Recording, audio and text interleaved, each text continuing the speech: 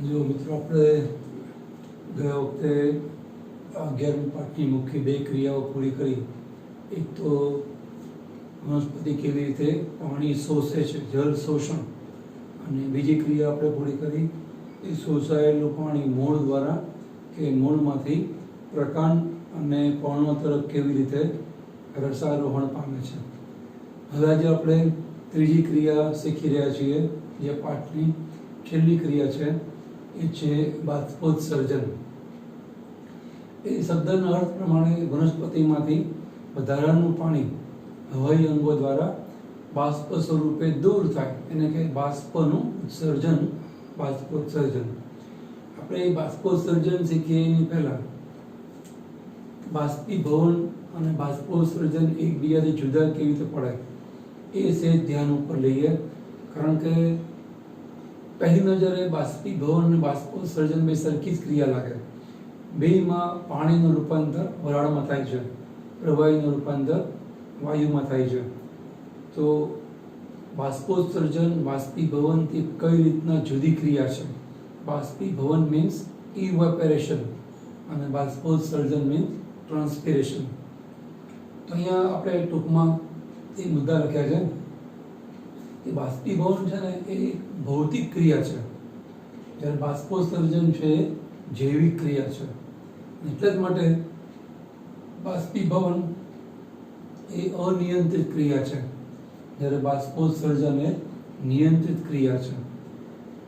જૈવિક ક્રિયાનો અર્થ શું કે સજીવો એટલે ખાસ તો જીવંત વનસ્પતિઓ દ્વારા થતી ક્રિયા છે. જ્યારે બાષ્પીભવન છે એ જે કંઈ જળ સ્ત્રોત હોય, નદી, કૂવા, વાવ, તળાવ, સરોવર, સમુદ્ર, ગરમીથી એ પાણી વરાળ સ્વરૂપે દૂર થાય. ઘરમાં, લેબોરેટરીમાં, પ્રયોગશાળામાં, પાત્રમાં તમે પાણીને ગરમ કરો, જે વરાળ બને, તો એક પ્રકારની ભૌતિક ક્રિયા છે પાણીની વરાળ સ્વરૂપમાં ફેરવવાની. ત્યારે વનસ્પતિમાં જૈવિક ક્રિયાના હેતુસર જૈવિક ક્રિયા તરીકે પાણીને વરાળ સ્વરૂપમાં ફેરવવામાં આવે છે. જેમ પ્રાણીઓની અંદર, ખાસ તો આપણામાં, તાપમાન સામે, ગરમી સામે, તડકા સામે ટકી રહેવા માટે આપણને પરસેવો પડે છે. તો એ એક જોતા આપણું કુલિંગ સિસ્ટમ છે, આપણું એર કન્ડિશનર છે. જેમ ગરમી વધારે પડે એમ આપણને પરસેવો વધારે પડે છે, અને આપણે આપણું શરીર કુલ રાખવા પ્રયત્ન કરીએ છીએ. એટલે કે આપણે આપણું તાપમાન 37 ડિગ્રી સેલ્સિયસ જાળવવા પ્રયત્ન કરીએ છીએ. તો વનસ્પતિ પણ એવું કરે. એને પણ જ્યારે તાપ, તડકો, ગરમી પડે, તાપમાન ટૂંકમાં વધે, તો એ વખતે એની પેશીઓ પણ સુકાઈ જાય નહીં, એટલે એ પણ એનું તાપમાન, એનું આંતરિક તાપમાન જાળવવા પ્રયત્ન કરે. એ પ્રયત્નના ભાગરૂપે જેમ આપણને પ્રસ્વેદ સર્જન થાય છે, એમાં બાષ્પોત્સર્જન થાય. એ ગરમી કે ઉષ્મા ઉર્જા આપણા શરીરમાં વધારાના પાણીને પરસા રૂપે નિકાલ કરવા માટે વાપરીએ છીએ, જેથી આપણને નુકસાન ના કરે. એ જ રીતે વનસ્પતિની અંદર પણ જે વધારાની ઉષ્મા ઉર્જા છે એને પાણીને વરાળ સ્વરૂપમાં ફેરવી નિકાલ કરવા માટે ઉપયોગમાં લેવામાં આવે છે. એટલે એ બીજી પેશીઓને નુકસાન ના કરે, ડિહાઇડ્રેશન કહેતા નિર્જલીકરણ ના કરે. તો એ રીતે એ જૈવિક ક્રિયા છે, જીવિત રહેવાના હેતુસર થતી ક્રિયા છે. ત્યારે બાષ્પીભવનમાં એવું નથી હોતું કે જીવિત રહેવાના હેતુસર પાણી વરાળ સ્વરૂપમાં ફેરવાય. એ તો તડકો કે ગેસ ઉપર તમે સ્ટવ ચાલુ કરો, એ ઉષ્માના કારણે પાણી વરાળ સ્વરૂપમાં ફેરવાય છે. એટલા માટે અનિયંત્રિત ક્રિયા છે. એટલે કે તમે જે તાપમાને પાણી ગરમ કરો છો એનાથી તાપમાન 10 ડિગ્રી વધારો તો બાષ્પીભવન ઝડપી થવા માંડે. 20 ડિગ્રી વધારો, 30 ડિગ્રી વધારો, તાપમાનના વધારા સાથે ગરમી, એટલે કે વરાળ, જેમ ગરમી વધારે એમ વરાળ છે વધારે ઉત્પન્ન થાય. તો બાષ્પીભવન અને તાપમાન સમપ્રમાણ સંબંધમાં છે એવું કહેવાય. જેમ ગરમી વધે એમ બાષ્પીભવન ફાસ્ટ થાય. પણ બાષ્પોત્સર્જન માટે એવું નથી. જેમ ગરમી વધે એમ બાષ્પોત્સર્જન અમુક હદ સુધી વધે. જેમ ગરમી વધારે પડે એમ આપણને પરસેવો વધારે પડે છે.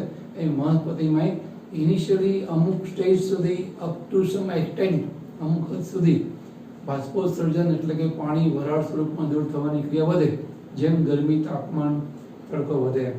પણ અમુક હદ પછી વધારે ગરમી પડે તો વનસ્પતિમાં જેના દ્વારા બાષ્પોત્સર્જન થાય છે એ બધા રંધ્રો, પર્ણરંધ્ર, વાતરંધ્રો એ બંધ થઈ જશે અને પાણી ગુમાવવાનો દર ઘટાડવા પ્રયત્ન કરશે એટલે કે બાષ્પોત્સર્જન ઊંચું કરવા પ્રયત્ન કરશે. જીવિત રહેવાના હેતુસર આ જરૂરી છે, કારણ કે જો ગરમી વધે એમ બાષ્પોત્સર્જન વધે, પાણી ગુમાવાતું જ જાય, શક્ય છે કે અમુક હદથી વધારે પાણી ગુમાવાઈ જાય તો જે મિનિમમ લેવલ છે, જે ન્યૂનતમનો નિયમ છે એ જળવાય નહીં. અમુક હદ સુધીનું પાણી તો સજીવોમાં સજીવ જીવિત રહે એમાં જળવાવું જરૂરી હોય છે, એ જળવાય નહીં તો સજીવ કહેતા વનસ્પતિ તે મૃત્યુ પામે. એટલે અમુક હદ સુધી બાષ્પોત્સર્જન તાપમાન જેમ વધે એમ વધે, અમુક હદ પછી તાપમાન વધે તો પણ બાષ્પોત્સર્જન વધશે નહીં, ઉપરથી ઘટશે કે બંધ થઈ જશે. એટલે કે સજીવો, ખાસ તો વનસ્પતિ, એ ક્રિયા ઉપર પોતાનો કાબુ ધરાવે છે, નિયંત્રિત ક્રિયા છે. બાષ્પીભવનમાં એવું ના હોય. એવી રીતે બાષ્પીભવનમાં કોઈ પ્રકાશ જરૂરી નથી. તમે ફ્લેમ વગરની જે હોટ પ્લેટ છે, અંધારામાં પાણી ગરમ કરવા મૂકો તો પણ પાણી વરાળ સ્વરૂપમાં થવાનું ચાલુ થઈ જશે. બાષ્પીભવન છે અંધારામાં પણ થાય. જ્યારે બાષ્પોત્સર્જનની ક્રિયા માટે પ્રકાશ જરૂરી છે. એટલે કે મોટા ભાગે દિવસે જ થાય. રાતના જો આર્ટિફિશિયલ લાઇટ તમે આપો તો બાષ્પોત્સર્જન થાય, પણ ટૂંકમાં બાષ્પોત્સર્જન થવા માટે પ્રકાશ જરૂરી છે. તે બાષ્પીભવન માટે જરૂરી નથી. પણ એ બાષ્પીભવન બંધ પાત્રમાં થાય, જેમ કે કુકરમાં અથવા ખુલ્લા પાત્રમાં થાય. જ્યારે બાષ્પોત્સર્જન માટે કહી શકો એ હવાઈ અંગોમાં જ થાય. એ પ્રવાહતંત્ર છે, પ્રકાંડ, શાખા, પ્રશાખા, પર્ણો, એમાં જ થાય. જે ભૂગર્ભીય અવયવો છે જેમ કે મૂળતંત્ર, એમાં બાષ્પોત્સર્જન ન થાય. એટલે આવી રીતે બાષ્પીભવનથી બાષ્પોત્સર્જન થોડી જુદી ક્રિયા છે. ભલે પહેલી નજરે આપણે મેં અગાઉ કીધું એમ સરખી જ ક્રિયા લાગે, બેયમાં પાણી બાષ્પમાં જ ફેરવાય છે, છતાંય એટલા માટે આપણે એકને કહીએ છીએ બાષ્પીભવન, એકને કહીએ છીએ બાષ્પોત્સર્જન. જેવી રીતે પાણી શોષાવવું જરૂરી છે, રસારોહણ દ્વારા એના દરેક અંગોમાં પહોંચવું જરૂરી છે, એવી રીતે એની જરૂર પૂરી થાય એ પાણી વધારાનું થઈ ગયું, જરૂર પૂરી થઈ ગઈ એટલે એ વધારાનું પાણી દૂર થવું પણ એટલું જ જરૂરી છે. એટલે કે જેટલી અગત્યની ક્રિયા જળ શોષણ રસાયણની છે, એટલી જ અગત્યની ક્રિયા બાષ્પોત્સર્જનની પણ છે. તો એ બાષ્પોત્સર્જન છે કેવી રીતે થાય છે આપણે જોઈએ એની પહેલાં બીજી નાની એક વાત આપણે ધ્યાન ઉપર લઈએ, એ છે બિંદુ ઉત્સેદન. જેમ બાષ્પ ઉત્સર્જન એમ બિંદુ ઉત્સેદન. અમુક વનસ્પતિ એવી છે, અમુક ઘાસ છે, તો અમુક ત્રિઅંગી વનસ્પતિ છે કે જેની અંદર પાણીના શોષણનો દર વધારે હોય, પાણી આવે વધારે અને ગુમાવાય ઓછું, બાષ્પોત્સર્જન નહીવત થાય. કારણ કે ત્રિઅંગી વનસ્પતિઓ એ છાયાપ્રિય વનસ્પતિઓ છે, હંસરાજ કે બધી વનસ્પતિઓ અથવા અમુક ઘાસ વર્ગની વનસ્પતિઓ. તો એની અંદર પાણી આવે વધારે, બાષ્પોત્સર્જનથી ગુમાવાય ઓછું. તો જે વધારાનું પાણી છે એને પ્રવાહી રૂપમાં દૂર કરવાની વ્યવસ્થા કુદરતે એવી વનસ્પતિઓના પર્ણોમાં આપી હોય છે. જેમ કે પર્ણોની કિનારી ઉપર, મોટા ભાગે પર્ણોની ટોચ ઉપર વિશિષ્ટ પ્રકારની ગ્રંથિ આવેલી હોય. એ ગ્રંથિનું નામ છે જલ ઉત્સર્ગી ગ્રંથિ અથવા જલોત્સર્ગ ગ્રંથિ. એને ઇંગ્લિશમાં કહેવાય હાઇડે થોડ નામની ગ્રંથિ. એ આ વધારાના પાણીને પ્રવાહી રૂપમાં દૂર કરે, ડ્રોપ બાય ડ્રોપ દૂર કરે. જેમ મીણબત્તી સળગાવે અને ટીપે ટીપે ઓગળે એમ એની કિનારી કે ટોચ ઉપરથી પર્ણો ડ્રોપ બાય ડ્રોપ નીકળે. તો આવી રીતે વધારાનું જે પાણી છે એ પર્ણની ટોચ ઉપર આવેલી આ ગ્રંથિ, જલ ઉત્સર્ગ ગ્રંથિ દ્વારા પ્રવાહી બિંદુ રૂપે દૂર થવાની, નિકાલ થવાની ક્રિયા, એને કહેવાય બિંદુ સ્વેદન. મોટા ભાગે આપણને વહેલી સવારે કે સાંજના જોવા મળે, બપોરના ઓછું જોવા મળે, પણ કોઈક વનસ્પતિમાં બાષ્પોત્સર્જન સાથે બિંદુ સ્વેદન પણ થતું હોય છે. એટલે કે વધારાનું પાણી બાષ્પની જોડે જોડે વાયુ રૂપે દૂર થવા જોડે જોડે પ્રવાહી રૂપે પણ દૂર થાય. એટલે આપણને પરસેવો વળે એમ વનસ્પતિમાં પરસેવાની જેમ જ પ્રવાહી રૂપે વધારાનું પાણી દૂર થાય એવું કહેવાય. હા, આપણા પરસેવામાં ક્ષાર પણ હોય, જ્યારે બિંદુ સ્વેદનમાં આપણને ક્ષાર જોવા મળશે નહીં. તો આ એક વધારાની નાની એવી આપણે બાષ્પોત્સર્જન જેવી જ ક્રિયા જોઈ, બિંદુ સ્વેદન, જેમાં પાણી એ પ્રવાહી રૂપમાં દૂર થાય છે. હવે જે બાષ્પોત્સર્જન છે એના મુખ્ય 3 પ્રકાર છે.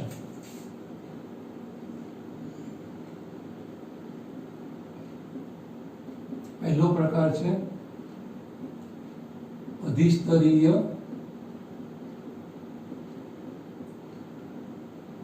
બાષ્પોત્સર્જન. જેને ત્વચીય બાષ્પોત્સર્જન પણ કહેવાય. બીજો પ્રકાર છે વાત રંધ્રીય બાષ્પોત્સર્જન. ત્રીજો પ્રકાર છે પર્ણરંધ્રીય બાષ્પોત્સર્જન. આપણે ખબર છે કે જે વનસ્પતિના હવાઈ અંગો છે એમાંથી બાષ્પોત્સર્જન થાય. આપણે હમણાં કીધું એમ ભૂગર્ભીય અંગોમાંથી બાષ્પોત્સર્જન ન થાય. હવાઈ અંગોમાં બધી વસ્તુ આવે. જેટલા પણ અંગો છે, પ્રકાંડ, શાખા, પ્રશાખા, પર્ણ, પુષ્પ, ફળ, એ બધા અંગો, ફળની છાલ, પુષ્પના જે દલપત્ર, વજ્રપત્ર વગેરે, એ કે હવાઈ અવયવો છે એમાં અધિસ્તર હોય. પ્રકાંડમાં અધિસ્તર હોય, પર્ણમાં ઉપરી ને અધ અધિસ્તર હોય, એમ ફળમાં, પુષ્પમાં પણ જે સૌથી બહારનું સ્તર એની ત્વચા, છાલ અથવા તો અધિસ્તર કહેવાય. તો ગરમી કે તાપ તો એની ઉપર પડે જ છે. તો એના દ્વારા જે બાષ્પોત્સર્જન થાય એ બહુ નહિવત થાય. એ લગભગ એ બાષ્પોત્સર્જન છે એ 7 થી 8% જેટલું થાય. હવે એનું કારણ શું? ત્વચાનું ક્ષેત્રફળ તો ઘણું વધારે હોય.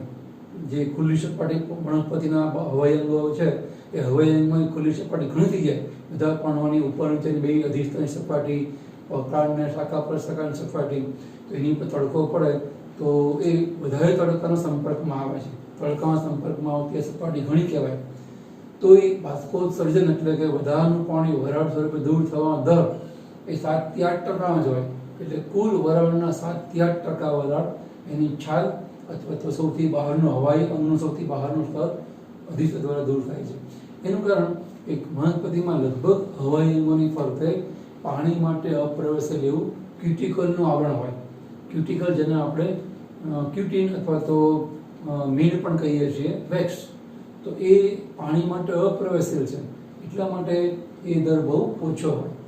વળી આપણને અહીંયા એવો પ્રશ્ન કદાચ થાય કે હવાઈ અંગોની ફરતે જો ક્યુટિકલનું પાણી માટે અપ્રવેશેલ એવું આવરણ હોય તો 7 થી 8% બાષ્પ ગુમાવે કેવી રીતે? જો ગુમાવાય તો પછી એને મીણનું પાણી માટે અપ્રવેશેલ એવું પડ કેવી રીતે કહેવાય? જે સૌથી બહારનો અધિસ્તર છે એની ઉપર મીણનું પડ 7 થી 8% શુક્ર થવું જોઈએ. તો પછી એને પાણી માટે અપ્રવેશેલ કેવી રીતે કહેવાય? તો એની અંદર આપણે એવો તર્ક આપીએ છીએ કે જ્યારે વનસ્પતિનો વૃદ્ધિ વિકાસનું કામ ચાલુ હોય ત્યારે એ સિવાય પર્ણો પાનખરમાં ખરી પડે, નાવા આવે, પુષ્પો ખરી પડે, વળી આવે, ફળ આવે, ધીમે ધીમે મોટું બને. જે અંગો કદમાં મોટા બને છે, ખરીને નવા આવે છે, એ પણ નાના આવે પછી મોટા બને છે, એ વખતે જે ક્યુટિકલનું પડ છે અથવા તો મીણનું જે પડ છે, એ મીણનું જે પડ છે એ તૂટે છે. જેમાં નાના હોઈએ અને મોટા થઈએ, આપણને કપડાં નાના પડે, એ કપડાં જો એ નહીં પહેરે તો ફાટી જાય. આપણે મોટા થઈએ, કપડાં મોટા પહેરીએ, એમ વનસ્પતિથી ફરતે રહેલું ક્યુટિકલનું પડ પણ સ્થિતિસ્થાપક ના હોય. એટલે અંગ કે પર્ણ કે શાખા મોટું બને કે ફળ મોટું બને ત્યારે પડ તૂટે. જ્યાં તૂટે ને ત્યાંથી પાણી થોડું વરાળ સ્વરૂપમાં ગુમાવાય. જે અંગ થોડું મોટું બન્યું ત્યાં વળી પાછું જે ધાર્મિક ક્રિયાને કારણે મીણનું પડ થઈ જ જાય. પણ આવી રીતે મીણનું કે ક્યુટિકલનું પડ થાય અને તૂટે, એનું મંડન ખંડન થઈ રાખે. જ્યાં જ્યાં પણ ક્રેક હોય, તૂટેલું પડ હોય, ત્યાંથી પાણી વરાળ સ્વરૂપમાં દૂર થાય. એટલે એ બાષ્પોત્સર્જન, ત્વચીય બાષ્પોત્સર્જન ખૂબ ઓછું હોય છે. એની સામે બીજો એક પ્રકાર છે વાતરંધી બાષ્પોત્સર્જન, જે લગભગ કુલ બાષ્પોત્સર્જનના માત્ર 1 થી 2% જ હોય. અહીંયા રંધ્ર એટલે છિદ્ર. વનસ્પતિના હવાઈ અંગો છે, પુષ્પ કે ફળ કે પ્રકાંડ, અને શાખા પ્રશાખાઓ. શાખા ઉપર નીકળે શાખાઓ આપણે પ્રશાખાઓ કહીએ છીએ. તો એની ઉપર સૂક્ષ્મ છિદ્રો આવેલા હોય. એ છિદ્રો મારફતે જે બાષ્પ રૂપે વધારાનું પાણી દૂર થાય એને કહેવાય વાતરંધ્રીય બાષ્પોત્સર્જન. પણ એ છિદ્રો ઓછા હોય અને એ ઉપરાંત છિદ્રો આપણા નાકના છિદ્રોની જેમ હંમેશા ખુલ્લા રહે છે. આપણી આંખના છિદ્રોની જેમ ઉઘાડબંધ થતા નથી, એ હંમેશા જેમ ખુલ્લા રહે. એટલે એની ઉપર વનસ્પતિનો કોઈ કાબુ કે નિયંત્રણ, કંટ્રોલ નથી. એટલે એ દ્વારા વનસ્પતિ વધારાનું પાણી વરાળ સ્તરે બહુ નહિવત દૂર કરે છે. એટલે વાતરંધ્રીય બાષ્પોત્સર્જન માત્ર 1 થી 2% જ હોય. જે ગરમીને કારણે ઉત્પન્ન થાય વરાળ, કુલ અંદરની બાજુ ઉત્પન્ન વરાળ એટલે 1 થી 2% જ છે. એના હવાઈ અંગોમાં આવે છિદ્રો, પ્રકાંડ, પુષ્પ, ફળ, સૂક્ષ્મ છિદ્રો, એને કહેવાય વાતરંધ્રો, એના દ્વારા એ દૂર થાય. એને કહેવાય 1 થી 2% વાતરંધ્રીય બાષ્પોત્સર્જન. એક ત્રીજો પ્રકાર છે, એ છે પર્ણરંધ્રીય બાષ્પોત્સર્જન. લગભગ પર્ણરંધ્ર દ્વારા બધાનું જે પાણી છે એટલે કે બાષ્પોત્સર્જન એ લગભગ 70 થી 90% એ આ પ્રકારે થાય. પર્ણમાં આવેલા છિદ્રો, જે બે સપાટી મોટા ભાગે હોય, ઉપરી વિસ્તારમાં છિદ્રો હોય, અધર વિસ્તારમાં છિદ્રો આવેલા હોય, તો એ બંને સપાટીના છિદ્રોને કહેવાય પર્ણરંધ્ર. પર્ણમાં આવા છિદ્રો એને કહેવાય પર્ણરંધ્ર. એના દ્વારા બધાનું પાણી વરાળ સ્વરૂપે નિકાલ પામે, એને કહેવાય પર્ણરંધ્રીય બાષ્પોત્સર્જન. એ વધારે હોય કારણ કે એ છિદ્રો છે એની ઉઘાડ બંધ થવાની ક્રિયાના નિયમ માટે એ છિદ્રોની ઉપર બે બાણા જેવા કોષો આવેલા હોય, એને આપણે કહીએ છીએ રક્ષક કોષો. એ રક્ષક કોષો સતત એ છિદ્રની ઉઘાડ બંધની ક્રિયાનું નિયમન કરે. એટલા માટે વનસ્પતિ જે પાણીને વરાળ સ્વરૂપે ગુમાવે છે, એટલે જે બાષ્પોત્સર્જન કરે છે એના ઉપર કાબુ રાખી શકે. એટલે મહત્તમ વરાળ છે, મહત્તમ બાષ્પોત્સર્જન છે એ વનસ્પતિ કરે પર્ણરંધ્ર દ્વારા. એટલે ત્રણેય બાષ્પોત્સર્જનમાં મુખ્ય બાષ્પોત્સર્જન છે પર્ણરંધ્રીય બાષ્પોત્સર્જન, જેની ઉપર વનસ્પતિનો અંતઃસ્ત્રાવ દ્વારા કાબુ હોઈ શકે છે. આ બે ઉપર એટલો કાબુ હોઈ શકે નહીં, એટલે એ ગૌણ છે એવું કહેવાય. આમ છતાં મિત્રો, આજે પર્ણરંધ્રીય બાષ્પોત્સર્જન છે, આપણે એમાં અહીંયા લખ્યું છે કે પ્રકાશ જરૂરી છે, પણ એ પ્રકાશ માત્ર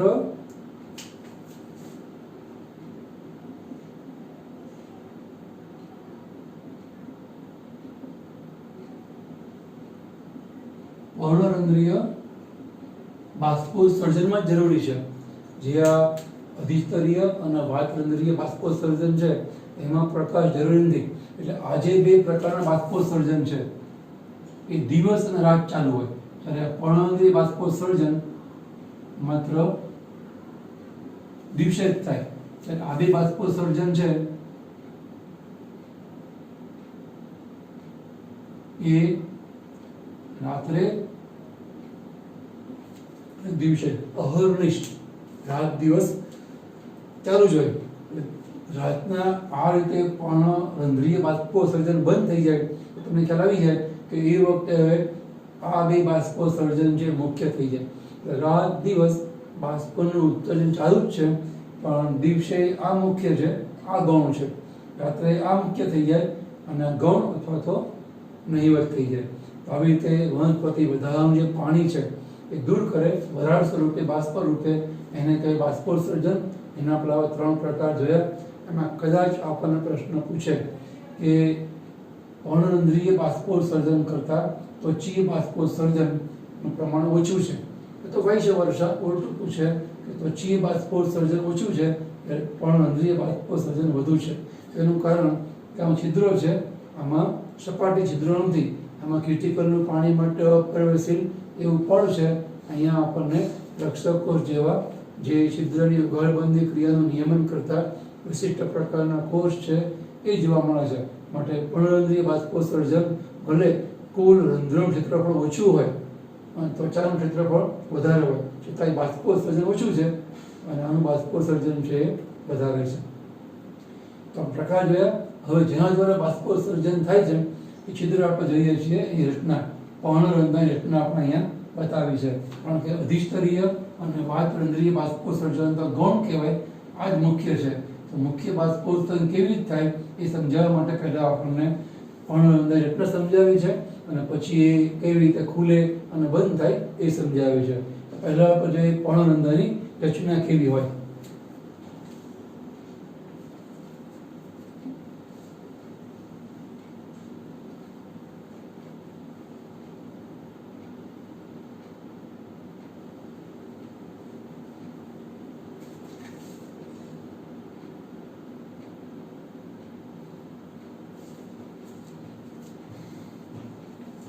આપણી સામે બંને પ્રકારના પર્ણરંધ્ર છે. આ એકદળી વનસ્પતિનું પર્ણરંધ્ર છે અને આ દ્વિદળી વનસ્પતિનું પર્ણરંધ્ર છે. મુખ્ય તો બંનેની અંદર પર્ણરંધ્ર રૂપી છિદ્ર તો હોય જ. અહીંયા પણ છિદ્ર જોવા મળે છે. એ ઉપરાંત છિદ્રની ઉઘાડબંધની ખોલબંધની ક્રિયાનું નિયમન કરતા એક જોડ રક્ષક કોષો પણ હોય જ. એ સિવાય એની આસપાસ બધા અધિસ્તરીય કોષો પણ આપણને જોવા મળે છે. એ ઉપરાંત અધિસ્તરીય કોષો કરતાં કે આ રક્ષક કોષો છે એ વિશિષ્ટ પ્રકારના છે. અધિસ્તરીય કોષોને કોઈ ઉઘાડબંધની ક્રિયા માટે સંકુચન વિસ્તરણની જરૂર નહીં પડે અહીંયા કે અહીંયા, પણ અહીંયા જે રક્ષક કોષો છે એની જરૂર પડશે. એટલે કુદરતે એ રક્ષક કોષોની અંદર પુષ્કળ હરિતકણો મૂકેલા છે. જે રક્ષક કોષો છે એના પરિધિ વિસ્તારમાં ફરતે જે ટપકાઓ બતાવેલા છે આપણે, એ ટપકાઓ બધા હરિતકણો છે. ઘટતું ટપકું એ કોષ કેન્દ્ર છે, બાકી બધા હરિતકણો છે. અધિસ્તરીય કોષોમાં આપણને હરિતકણ જોવા નહીં મળે. પર્ણની અંદર જે પર્ણ મધ્ય પેશી છે એ તો છે જ તે હરિતકણોત્તક પેશી. એમાં પણ આની જેમ જ દરેક કોષોમાં પરિધિ વિસ્તારમાં પુષ્કળ હરિતકણો જોવા મળશે. પણ અહીંયા માત્ર આપણા રક્ષક કોષોમાં જોવા મળશે. હરિતકણને કારણે તે પર્ણ અંદર ખુલવાની ક્રિયા છે એ થઈ શકતી હોય છે. અહીંયા આ ચાર મુદ્દા બેયમાં સરખા છે. પર્ણ અંદર રચના તમે એકદળીની કહો કે દ્વિદળીની કહો. ચાર મુદ્દા ફરી બોલી જાઉં છું. બંનેમાં એક જોડ રક્ષક કોષો હોય, એક જોડ રક્ષક કોષોથી રક્ષાયેલું પર્ણરંધ્ર હોય, એની આસપાસ અધિસ્તરીય કોષો હોય અને રક્ષક કોષોની અંદર પરિધિ વિસ્તારમાં હરિતકણો હોય. હવે 3-4 મુદ્દે બંને રચનાઓ અલગ પડે છે. આ રચના સમાન થઈ એક દળી હોય કે દ્વિદળી હોય, પર્ણરંધ્રમાં રચના સેમ થઈ. હવે આપણે એમાં જે રચના જુદી પડે એની વાત કરીએ છીએ. એની પહેલાં એક નાનું એવું કારણ કે આજે રક્ષક કોષોમાં હરિતકણો છે એ પરિધિ વિસ્તારમાં જ કેમ છે, અસ્તવ્યસ્ત કેમ નથી? તો એનું મુખ્ય કારણ એ છે કે એની અંદર વિશાળ રસધાની આવેલી હોય. કારણ કે હરિતકણોત્તક પેશી છે એ આપણને ખબર છે કે મૃતકીય પેશી છે, એનું તો એક પ્રકારનું રૂપાંતર કે મોડિફિકેશન છે. પણ એ સિવાય બીજું કારણ એ કે હરિતકણ સપાટી ઉપર હોય તો જલ્દી પ્રકાશના સંપર્કમાં આવે, અને જે ક્રિયા કરવાની છે હરિતકણે એ છે પ્રકાશ સંશ્લેષણ, જે આપણે આગળના પ્રકરણમાં શીખવાની છે. તો એ ક્રિયા કરવા માટે CO2 ની આપલે કરવી પડે અને O2 છે મુક્ત કરવાનું થાય. શ્વસન કરતા ઉલટું, શ્વસનમાં આપણે O2 લઈએ, CO2 મુક્ત કરીએ, ત્યારે આ પ્રકાશ સંશ્લેષણની અંદર CO2 લેવામાં આવે અને O2 મુક્ત કરવામાં આવે તો પ્રકાશ જલ્દી એબ્સોર્બ થાય, શોષાય અને CO2 O2 જેવા પ્રકાશ સંશ્લેષિત વાયુઓનું નિયમ વિનિમય પણ સરળથી થાય, સહેજ થાય. એટલા માટે અહીંયા હરિતકણો છે એ પરિધિ વિસ્તારમાં છે. ટૂંકમાં CO2 O2 ની આપલે થાય સહેલાઈથી અને પ્રકાશ શોષાય સહેલાઈથી. એટલા માટે પરિધિ વિસ્તારમાં જો અંદરની બાજુ હોય તો CO2 રૂપી વાયુ ઓગળી કોષમાં હરિતકણોથી પહોંચવું પડે. હરિતકણનો ઉદ્ભવેલો O2 કોષમાં ઓગળે અને પછી બહાર મુક્ત થાય.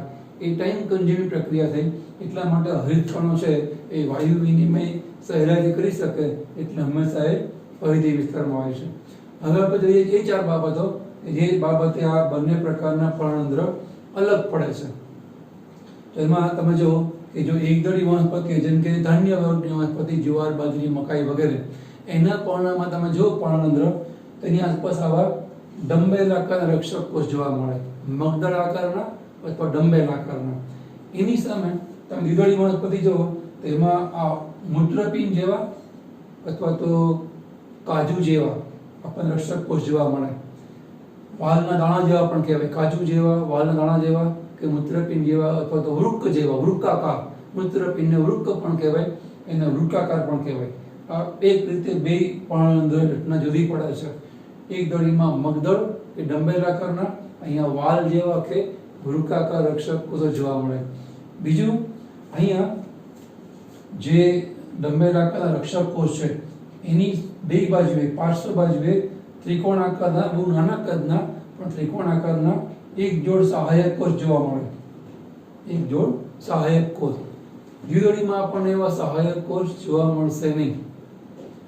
ત્રીજું, અહીંયા જે અધિસ્તરીય કોષો છે એ અધિસ્તરીય કોષો એ અનિયમિત આકારના છે. જે રીતે બીજામાં ચુસ્ત રીતે બંધ બેસતા આવે એવી રીતે અનિયમિત આકારના છે. એની સામે તમે એકદળીમાં રક્ષક કોષની આસપાસ અધિસ્તરીય કોષ તમે જુઓ, અધિચ્છદીય કે અધિસ્તરીય કોષ. અધિચ્છદીય મોટા ભાગે પ્રાણી માટે વાપરે છે, એટલે અધિસ્તરીય કોષ એ વનસ્પતિ માટે વધારે યોગ્ય કહેવાય. તો અધિસ્તરીય કોષ તમે એક દળીમાં જુઓ તો એની અંદર આપણને લંબચોરસ કોષ જોવા મળશે. બધા કોષ તમે જુઓ એંગલ વાળા ખૂણાવાળા લંબચોરસ છે. અહીંયા એવું નથી. અને છેલ્લી એક વાર અહીંયા અધિસ્તરીય કોષોની કોષ દિવાલ તરંગિત છે. તમે જુઓ વેવ એટલે કે વેવી તરંગિત છે. અહીંયા તમે જો કોષ દિવાલ રક્ષક કોષોની અધિસ્તરીય કોષોની સીધી છે, સરળ છે. અહીંયા આપણને તરંગિત જોવા મળે. એટલે હવે કદાચ આપણને શોર્ટ નોટ પૂછાય બોર્ડની એક્ઝામ પોઈન્ટ ઓફ વ્યૂ, હવે આપણને કોઈ પણ પૂછાય આપણી ટેક્સ્ટ બુકમાં આ પણ અંદર આપે છે, આ નથી આપ્યા, બે કમ્પેરમાં આપણે જોયા.